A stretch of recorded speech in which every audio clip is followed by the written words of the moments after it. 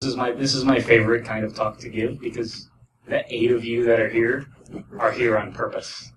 You want to hear about this, so this is my favorite kind of talk. Also, it's okay for me to drink while I talk to you, which is really, really great also, because no conference that I ever speak at is 100% comfortable with that. So, cheers. Also, YouTube, this will eventually be on. Cheers. Thank you. So, for the next approximately 20 minutes, I'm going to talk to you about WordPress polyfills, a very dry, terrible subject, but I will try to make it as entertaining for you as I possibly can. This is me. If you would like to be friends with me on the internet, follow my blog, follow me on the GitHubs, wherever. My job, as it were, is as an industry-sponsored WordPress professional. People pay me to work on WordPress full-time, which is pretty great. Took me a while to get there, and as WordPress is an open-source piece of software, wasn't always in that kind of place, but it is, and so I'm very thankful. So, for my list of accolades as to why I'm qualified to talk to you today, I've been a member of the WordPress security team for a number of years. I maintain BuddyPress and BeaniePress. I'm also a component maintainer for WordPress's roles and capabilities, which is kind of a big deal if you care about access control to various things on the web. And again, the companies that pay me currently are Pantheon and Pagely, companies that, unless you're a WordPress person, you've probably maybe never heard of, but they're really, really great. And so I will always give them a heads up in their 2 seconds on the screen for paying me. And then, if you want to perhaps support me and the things that it is that the solutions that I build and try to give away to the web, they are all GPL licensed, available for free. You can use them and not pay me a dime, but if you would like to support their future development, you can go to pluginsloaded.com and use any of the WordPress plugins that I help build that do all sorts of neat little things inside of WordPress. Moving on from the plugs. So I'm going to talk to you to try and make this as contextually applicable to CypherCon as I can about WordPress polyfills. And if you are unaware of what a polyfill is, or why it matters, or why you should be happy that WordPress has them, for the most part, they are shims. They are little pieces of code inside of WordPress that we choose to include with it so that we can improve the security of WordPress itself, even in environments or on platforms that may not be capable of that level of security going forward. It's sort of interesting to think of WordPress as a piece of software that's about 14 years old now, also running on 10-year-old hardware or software. PHP 5.2.3 is 10 years old. PHP is at 7.1 at this point. It's really great. But there are lots of web hosts, Bluehost, DreamHost, GoDaddy, many of them. I could name them. There's an infinite list that have lots of websites that are hosted using old versions of PHP. And that's okay. It's not really okay, but I get why that is the way that things work. And so eventually what sometimes happens is PHP gets better, but companies don't deploy new versions of PHP, but they do deploy new versions of WordPress. And WordPress will auto-update itself for minor releases, which means we can silently, pretty secretively, improve the security of things every 12 or 24 hours when WordPress requests a new version of itself. And so polyfills help us do that. The first place, if you cared about the code, again, there will be code in my slides, but it won't be all that fascinating, so don't be scared. But the first place that you could look, if you cared to look, is in WordPress's includes folder in compat.php. That file is full of weird little functions that are new to new versions of PHP that we provide basically one-for-one compatibility with. Some of these are hashing functions, salts, keys, weird things. Anyways, the neat thing about compat.php is that a lot of the functions in it, as well as the functions that come with pluggable.php, which is like one of my favorite files that most people that develop with WordPress absolutely hate.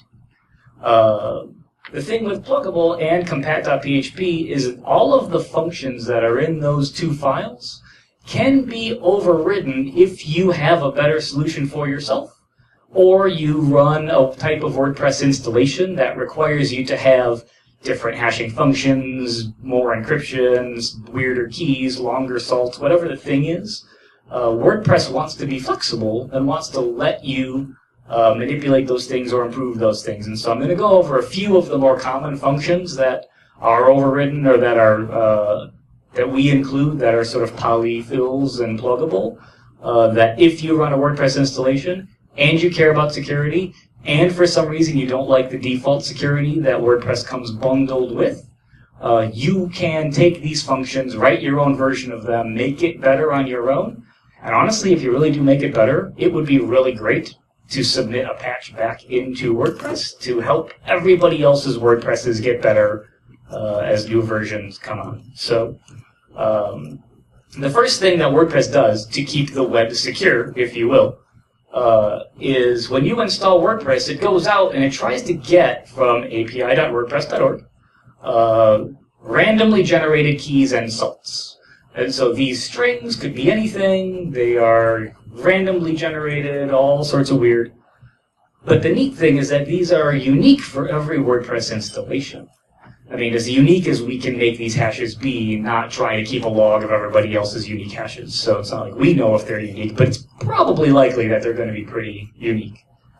And so going forward, all the functions that I'm going to show off to you are going to use these keys and salts as a base for running their hashing through to make sure that when new things are generated, that they're generated based on these salts that are unique to your WordPress. And so it is really, really, really unlikely, like billions and billions of billions unlikely, that someone else's WordPress would somehow have the exact same weird hashes or nonces or things that your WordPress would have. And because these in PHP, if you're unfamiliar with the syntax, are constants, you can change them at any time. You can request new keys from api.wordpress.org. Or you could really insert them with whatever the things are that you want magically to be in here to make WordPress refresh and kill all of the other things that it uses these things for. So the first function that lots of things in WordPress that are related to, you know, hashes and ciphers and security is WP Rand. Now, random number generators are not super great, right? I mean, the world of security runs a lot on random number generators, but if we relied on PHPs, would mean that WordPress would be unable to take advantage of new versions of Rand when new versions or old versions of PHP are deployed on somebody's server. Or if you have, for some reason, multiple web servers, and each one of those servers might be accidentally running a different version of PHP. If we relied on PHP's Rand, we would have environments that are generating different random numbers. And so WordPress chooses very specifically to have its own random number generator to go through and provide a pluggable, overridable, but still as secure as we can make it version of that. If you are familiar with the code and what you're looking at, it's kind of terrible, actually. I mean, the things that WordPress has to do to be compatible with versions of PHP that go back to 5.2.3, to be cautious of people passing really long numbers that aren't actually integers as integers and then try and rehash and remap some of those, recast some of those things. There are all these weird little gotchas and isms that over the course of WordPress being a mature piece of software has had to solve that are for the benefit of everyone that chooses to use WordPress as their engine to power their website. So some of these, if you keep looking, if we go forward, again, we have WP hash, which is really using, by default, MD5, which we all know is like not super great when it comes to creating hashes for things, but the fact that it's pluggable, if you see function exists WP hash, if you have your own function that comes first before WordPress loads and you've defined your own WP hash function and you want to use some other hashing algorithm, WordPress will yield to what you've defined. So if your WP hash function returns something other than MD5, it will let you override that and provide better security. Now, the reason we stick with MD5 is because it's relatively universal across many platforms all over the place. It provides adequate enough security for your 80-20 rule of people who really care versus people who don't. And if you do really care, we want for you to be able to override it with something that is more secure for what your application desires.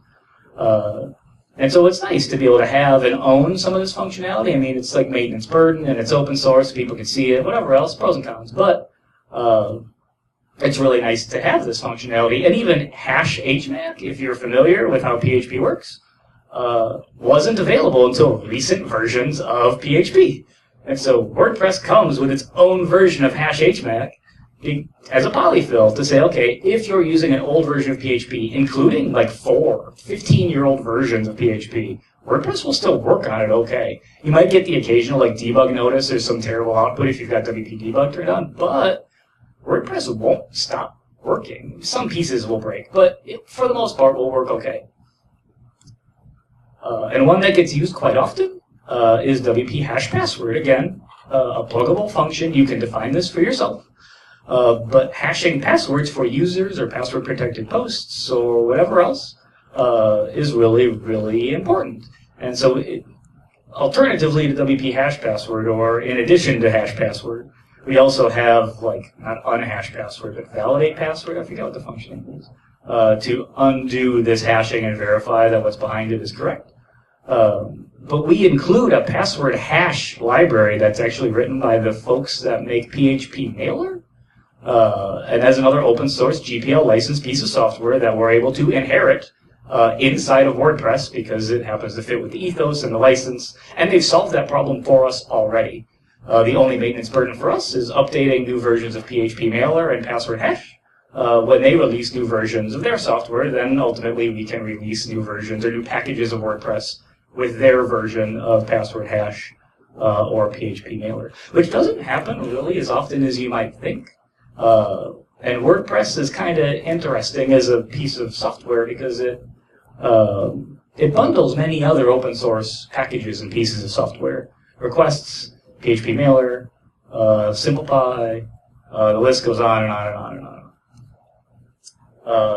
Along with that is WP generate password. Now, the thing I like about PHP, I feel like I'm cheating sometimes because I mostly live most of my world in PHP, is I feel like it's pretty syntactically simple. It's kind of like basic, like it's kind of easy, like you can kind of read left to right, top to bottom, and go like, oh, if this, then that, meow, meow, meow, letters pretty much makes some sense. But in addition to this function being pluggable, WordPress comes with a pretty sophisticated actions and filters API. And so at the very bottom of this function, you'll see we do apply filters, and then we pass that string through it. Which means if you were an enterprising plugin developer or PHP developer who wanted to override generate password, you could filter random password with your own return value and intercept that on purpose with something else. And so if you can't get ahead of this function, we want you to be able to at least get behind it, to validate it, to look at what the result is, and then be able to do something with that value.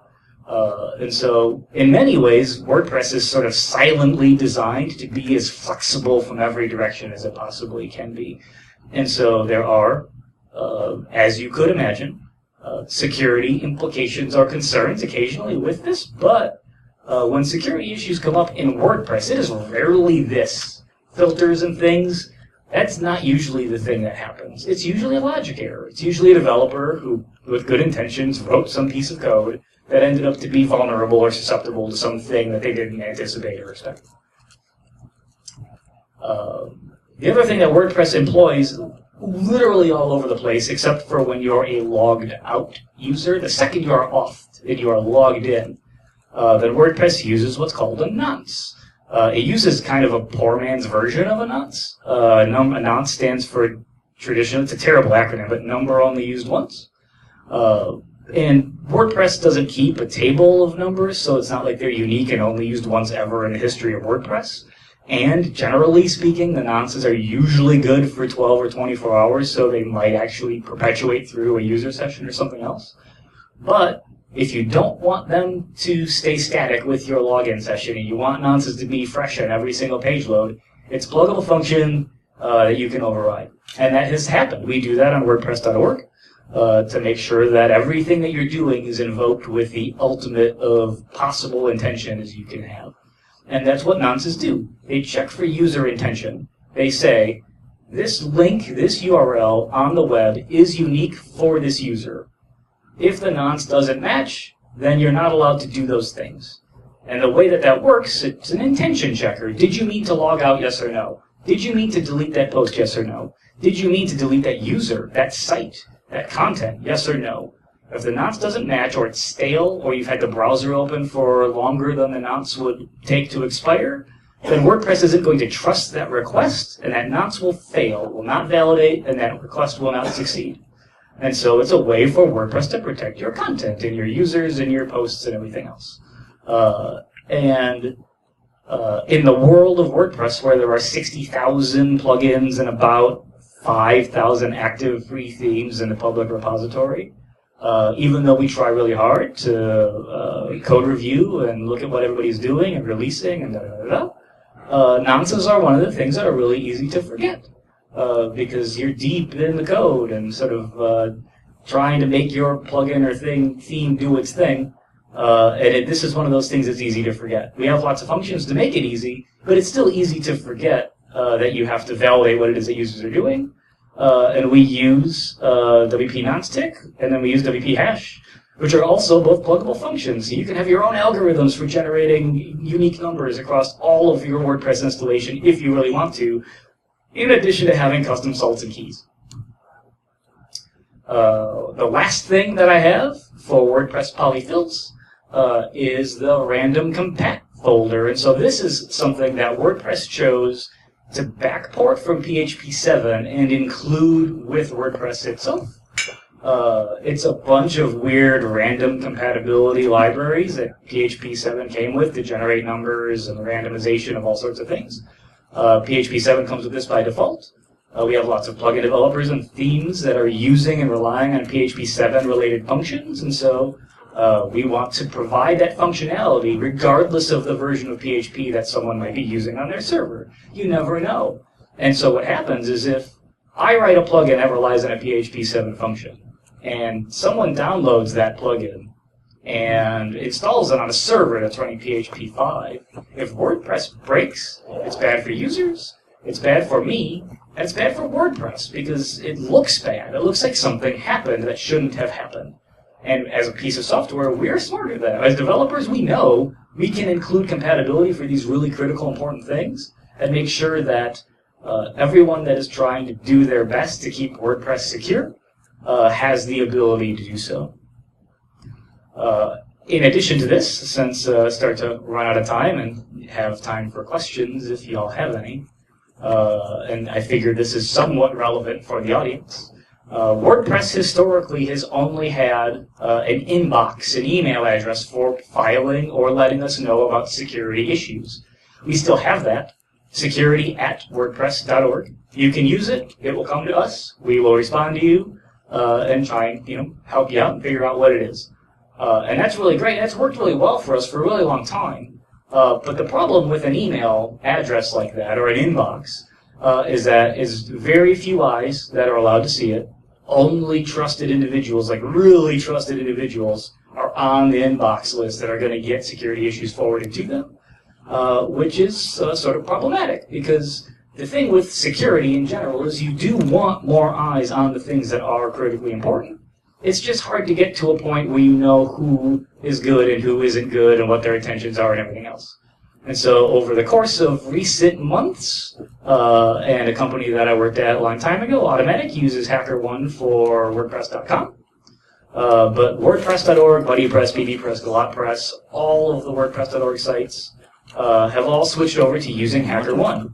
HackerOne is essentially a sort of social-ish, network-ish thing for bounty. It's a bounty program for white hat hackers that want to responsibly disclose security issues in a way that lets open source, closed source projects, Twitter uses it, Facebook uses it, Airbnb uses it, GitHub, on and on and on, to be able to say, we found a bug in your software, we're letting you know privately, we are potentially patching this bug for you privately, and letting you assign a bounty to it to get paid a couple of bucks. In some cases, thousands of dollars. Sometimes $1,337 because it's kind of that awesome of a bug. And so if you haven't used HackerOne or you haven't heard of it, you haven't checked it out, it's pretty sweet, actually. They've made a lot of adjustments and changes based on our feedback and other people's feedback over the course of the past 2 years. So the people who run HackerOne are doing a really good job. And so we have nothing but really good feedback. And so that is relevant, I think, to most of y'all. And then my closing statement is the reason that we use polyfills in general is because we have a responsibility to keep the web safe. WordPress is all over the frickin' place. WordPress powers part of the New York Times. WordPress powers part of CNN. WordPress powers all sorts of weird websites that you would never know or care about it powering. And so if we don't keep it secure, if we don't let other people keep it more secure, and we don't provide polyfill functionality to let other people make it better, then we're doing the web a huge, huge disservice. And so we include polyfills and make things pluggable so that the web is literally as safe as we can possibly make it. And my closing-ish statement is a quote from one of the Unix philosophies, which I will let you gloss over in all of its glory, which I think is sort of part of the way that WordPress, as a piece of software, love it or hate it, good or bad, reputation, whatever you heard, whatever you haven't, is applicable. And so if you are building something, if you're a tinkerer, if you're an engineer, if you love building stuff, you want to open source it, release it to the world, I think this is really, really relevant. It's important to get something out there. It's important to ship it. It doesn't have to necessarily be perfect, but once it's out and people are enjoying it, you've got lots of time to make it better. And that's what we do with polyfills. We try our best to make WordPress better every day. And thank you for your time. And I have 4 minutes for questions if anybody has any. Not necessarily even about security, about WordPress, about WordPress security, about scaling the web and security, about ways that I've broken both WordPress.com and .org on accident and taken the whole thing down for minutes at a time. Happy to share any of those stories. Okay, how are we doing? Okay. How did I break WordPress.com? WordPress.com is an interesting beast in that it still runs WordPress multi-site, but it reversed the load order of a lot of code because it would load the session of the current user way super early. Are you logged in? Are you an admin on WordPress.com? Can you see stuff most people can't? And so knowing that, I was like, oh, well, that's really cool that we have this, but it's totally wrong. Like, that's not the way that WordPress works. And so I spent some time cleaning up some really old, terrible WordPress.com code. And in the process of that, accidentally allowed every spam blog to get visited by unauthenticated users. And so I get a ping from Barry Abrahamson, which you don't want to get a ping from Barry. He has talks on the web, brilliant systems friend of mine, who's like, you need to revert that last thing. Why? It's totally innocuous, there's nothing in there. And Barry says, yeah, you've exposed all the spam blogs live. Okay, well, we'll revert that real quick.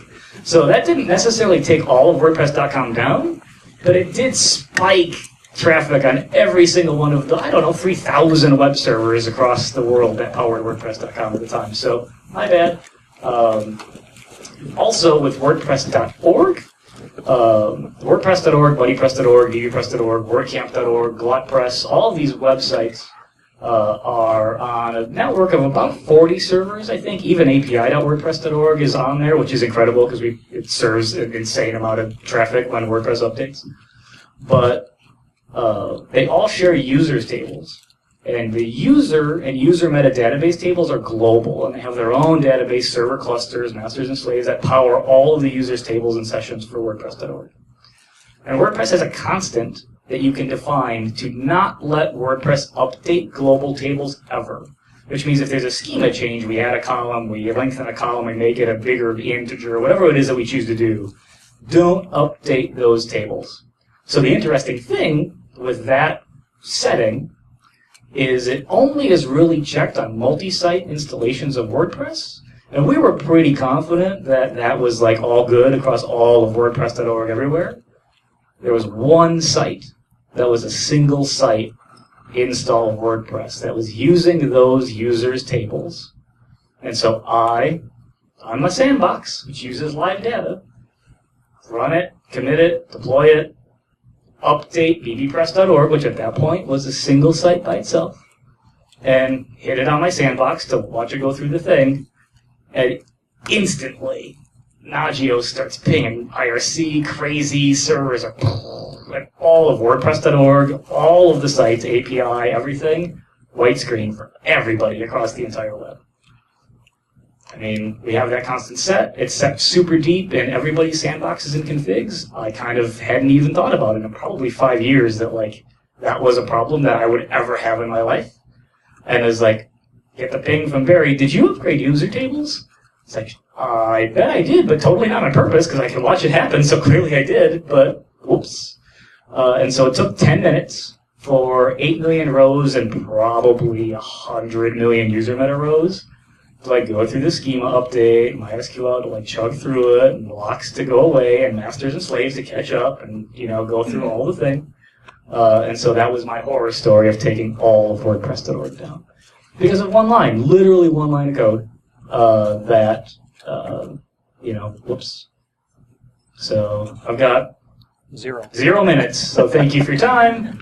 Appreciate it very much. Thank you.